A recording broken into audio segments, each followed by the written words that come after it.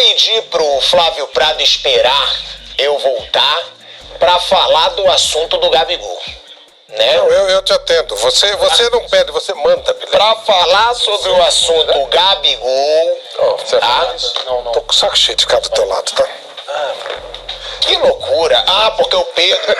Como é tonto. Agora, tem essa situação, né, do Gabigol pra gente falar, e eu vou perguntar pro Mauro César Pereira sobre essa situação do Gabigol, porque o Gabigol, de novo, ele gerou mídia, né?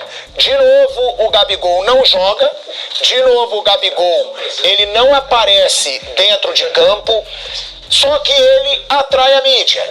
O Gabigol tá lá, não tá jogando nada, mas ele arruma um jeito de aparecer. E aí virou uma estratégia, sendo bem claro.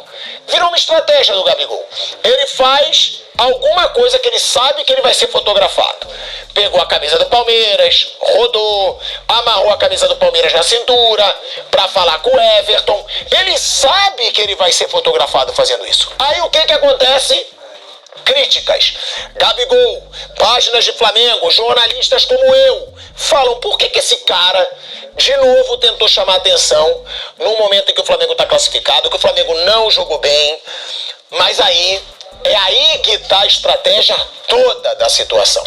Porque aí o Gabigol, ele é atacado, só que aí ele tem a resposta. Aí ele usa suas redes sociais e fala: que chatice. Vocês são muito chatos. Nós somos chatos, mas você tá queimando a sua imagem como ídolo da torcida do Flamengo. Eu já coloquei o Gabigol entre os 3 maiores da história do Flamengo. Eu tirei. Pra mim não tá mais. Pra mim hoje briga pra estar entre os 5. E olhe lá. Porque é um cara que fez festinhas de Poderoso Chefão quando foi eliminado pelo Olímpia, aquela vergonha. É um cara que deu sorrisinho pro Dorival, como o Mauro sempre lembra aqui, depois da final da Copa do Brasil. É o cara que vestiu a camisa do Corinthians num churrasco, depois de ter flertado com o Corinthians, e depois negou, pagou mico, negou, falou que era montagem. Outro desrespeito com a torcida do Flamengo. É o cara que, quando foi vaiado pela torcida no Maracanã, deu sorrisinho irônico.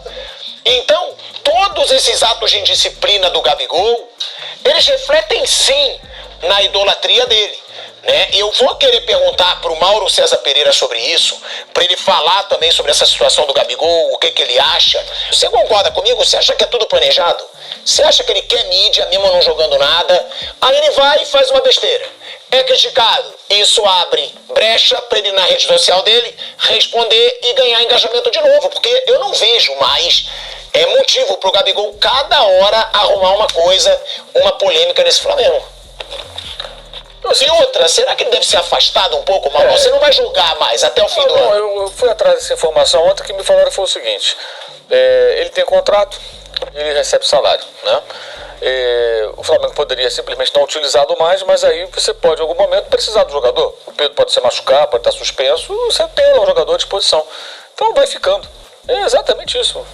Vai ficando e quando precisar o técnico escala. E vai em frente. Ele não consegue chamar atenção positivamente jogando futebol, né? Você vê que fez um gol de pênalti, isso foi tratado por alguns como se fosse, sei lá, um cara que entrou e virou o jogo, só bateu o pênalti. Foi importante a cobrança, converteu, mas não para aquilo tudo, né? E depois que deu uma assistência, parecia que ele tinha, sei lá, virado também um jogo que o Flamengo estava perdendo contra o melhor time do mundo. E foi uma assistência para o Carlinhos contra a Vitória. Ele foi bem naqueles 2 momentos, mas são raros momentos, né? Aí o titular contra o São Paulo, uma partida pálida. Esse jogo contra o Palmeiras, por exemplo, ele não entrou e nem se pensou, né, pelo jeito, em colocá-lo em campo. Ele poderia evitar esse tipo de situação, né? Foi um momento muito rápido ali que ele girou a camisa do Palmeiras, mas tem um contexto que não pode ser ignorado. O interesse do Palmeiras em tê-lo. E aí ele vai, gira a camisa do Palmeiras. Pra quê, né? Já vestiu de um, gira do outro. Então, sei lá, eu acho isso um pouco inteligente, né? É o que eu acho. Ele manchou. Mauro, você acha que ele manchou completamente a imagem dele de ídolo? Claro que ele ainda é um ídolo, sempre vai ser lembrado. Completamente não, porque tem gente que vai segui-lo aí incondicionalmente, achar que ele tem razão, ele vai jogar em outro time, no dia que ele fizer um gol, viu, ele foi embora, fez um gol e tal, tudo bem, mas isso não vai mudar. Enfim, eu acho isso uma grande bobagem. E acho que se não fosse o ano eleitoral, talvez até o Flamengo tivesse uma outra postura com relação a isso, né?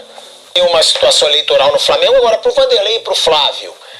O Gabigol, E pra mim ele tá caindo numa armadilha que muito jogador cai. Eu acho que ele tá começando a querer mais mídia do que bola. Porque é nítido que ele procura mídia, é nítido que ele sabe que ele vai ser fotografado girando a camisa do Palmeiras. E aí depois ele chama de chatice na imprensa, aí ele passa numa coletiva e fala corneteiros. Ele quer mídia mesmo estando num momento patético dentro de campo. Mas eu acho que se ele não fosse jogador de futebol, ele seria um sucesso como produtor de série Netflix. Você pode ver que não faltam capítulos. Sempre tem um capítulo diferente, né? Quando você pensa que, bom, agora esse todo mundo já assistiu. Aí ele vai, faz aquele encontro civilizado com o Everton, depois sai com a camisa do Palmeiras. Ele sempre arranja um capítulo legal. Eu acho que o objetivo é provocar irritação. Eu acho que não. Eu acho que o objetivo é aparecer. Eu acho que ele provoca a irritação pra ele aparecer mesmo sem estar jogando, Flávio. Pode ser. Eu não acho que o objetivo dele é irritar as pessoas, não. Eu acho que o objetivo é, se eu irritar as pessoas aqui, se eu irritar esses influenciadores do Flamengo aqui, se eu irritar esses comentaristas da imprensa aqui, eles vão me criticar. Eu vou aparecer. Depois eu vou aparecer de novo, porque eu vou responder. Eu acho que é uma estratégia bem pensada. Por sinal, porque... Se não fizer gol, não tem estratégia que segura, hein? Mas ele continua sendo mídia. Mídia, Quando ele fez gol contra o Palmeiras. Então, Mauro, mas aí isso acaba, velho. Assim, isso seja acaba. negativo, seja positivo, eu tenho que estar em evidência. Isso tem um tempo de duração. Enquanto ele estiver no Flamengo, tá, pra onde ele vai? Saiu do Flamengo, vem, sei lá, Corinthians. Não faz gol. Aí, sabe, começa a entrar numa... Ele tem que fazer gol. Ele é o Gabigol. Quando ele não fizer gol, não adianta nada. Ele vai tirar foto daqui a um ano sem ter feito gol nenhum, ninguém vai querer saber da mídia dele. Esse é o ponto. Ele tem que fazer gol. Isso ele não está fazendo. Eu acho que existe também uma... Eu não sei se é desconhecimento ou vontade, ou, assim, falta de vontade para enxergar a realidade, né?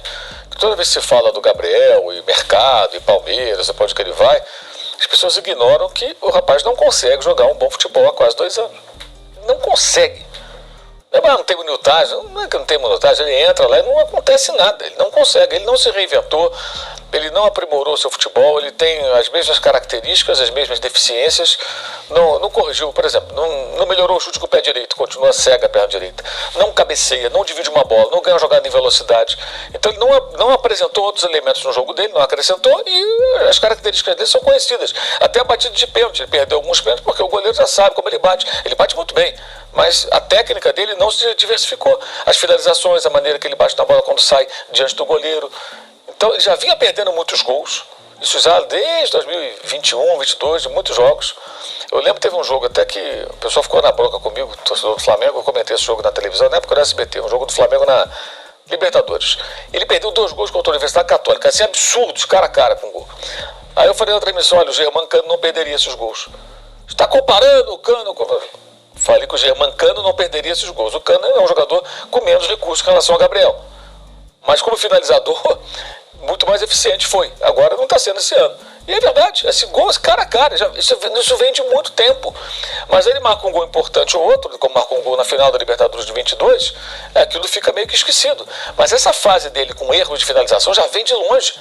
E ela se agravou muito nos últimos 2 anos. E quando se fala dele no mercado, fala-se como se fosse um jogador em alta.